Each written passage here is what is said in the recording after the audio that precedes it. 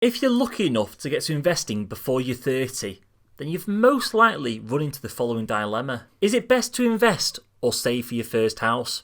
On one hand, we've read how vital it is to start investing as early as possible due to compound interest. But equally, having your own home means you aren't wasting money on rent, and having your own home is a form of investing, right? Look, it's a tough one. As soon as you land on one answer, the other one seems to creep in extremely quickly. But there's a massive problem with this dilemma. We are all making assumptions on what the question is really asking. So for this video, let's dive into the subject, carve it up, stitch it all back together, and come up with an answer.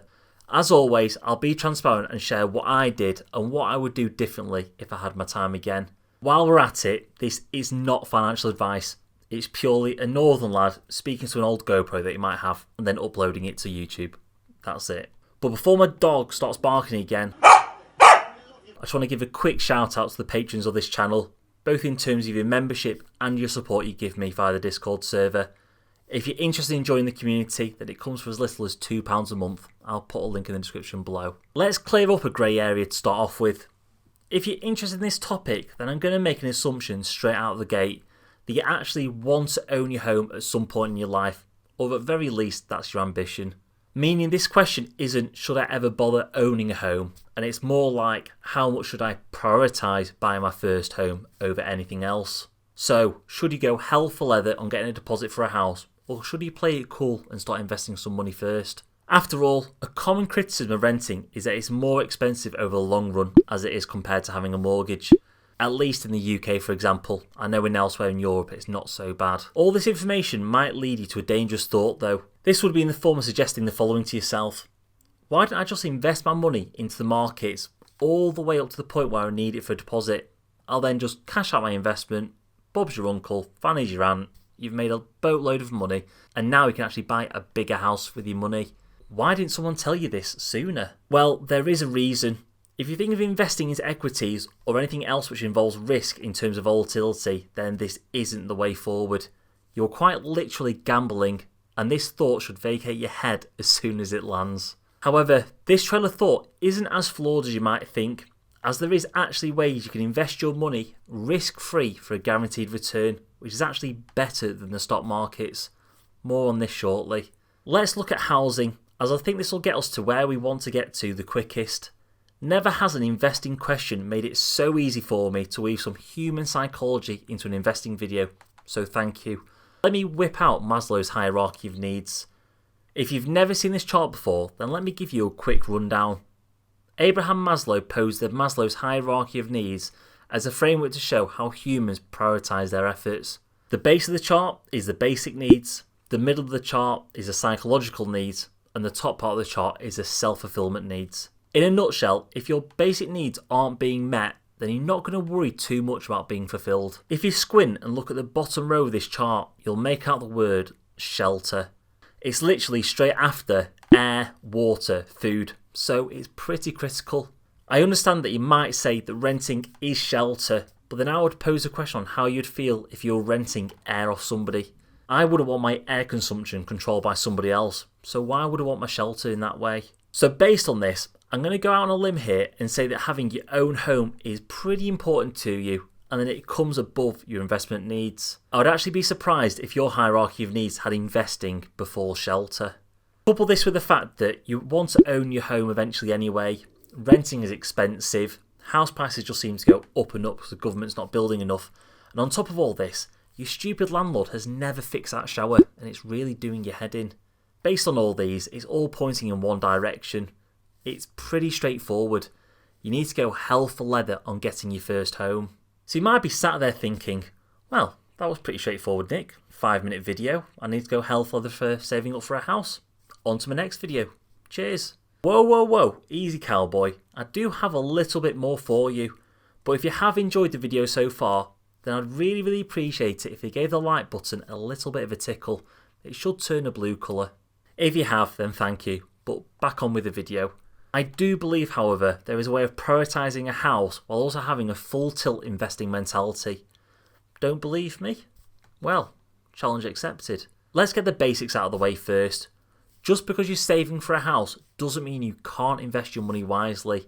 to ensure that it's not being whittled away by inflation. If you haven't already and you're wanting your first home, then you urgently need to open a lifetime ISA. You've most likely heard of other ISAs such as the stocks and shares ISA, but instead of this ISA protecting you from tax, this actually gives you a cash boost of up to 25% per year. Yep, I've not misspoken, 25%. So as much as 2 to 4 times as much as you can expect from the stock market on an average year, and it's all completely risk-free.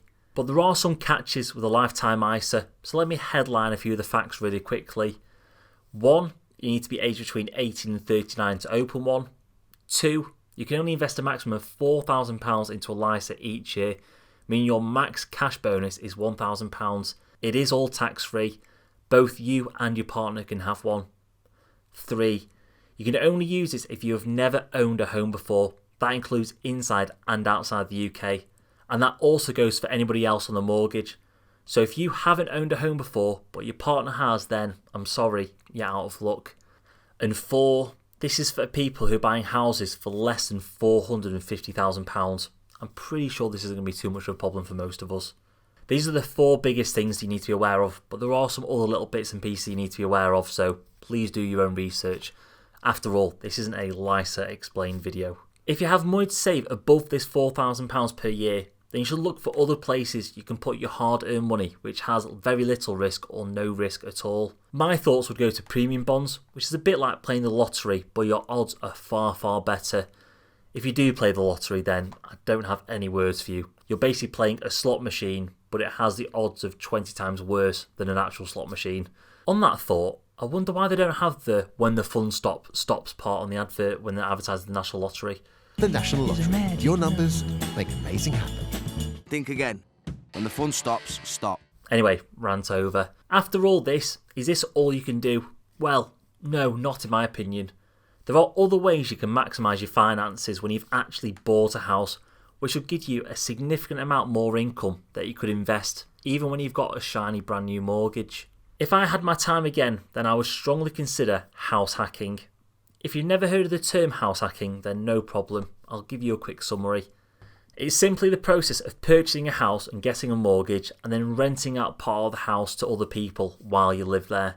This way, others can either contribute towards paying off your own mortgage, or even better, they could cover the whole cost of your mortgage, leaving you with more money to invest.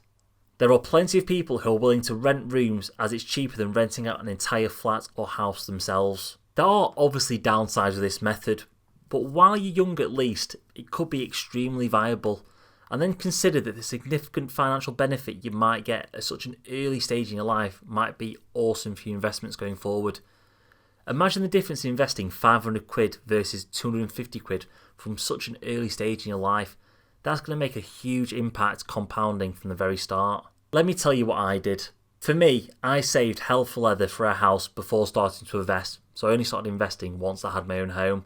But this was more due to the fact that I wasn't too interested in investing, and I was more focused on actually building a deposit up for a house. I was stupid though. I didn't invest into a lifetime ISA when I should have, and I didn't go down the route of doing any house hacking. But this was more due to the fact that the financial benefit that I could get wasn't really worth it, and also on top of that, I don't think my girlfriend would have let me do it, so hey, that's another thing to factor in. But to leave you with my final thoughts, the problem with the investing versus first home dilemma is that it's posed as an investing problem rather than what it actually is. It's a lifestyle choice. A truer investing dilemma should be, should I invest or should I get a buy to let? That's a real investing dilemma. The dilemma posed here is a bit more like, should I find a person I want to spend the rest of my life with, or should I just rent out a person? I'm not going to elaborate further on that analogy as I don't want to get demonetised, but I'm sure you can catch my drift. Anyway, on that bombshell, that's all for this video. See you in the next one.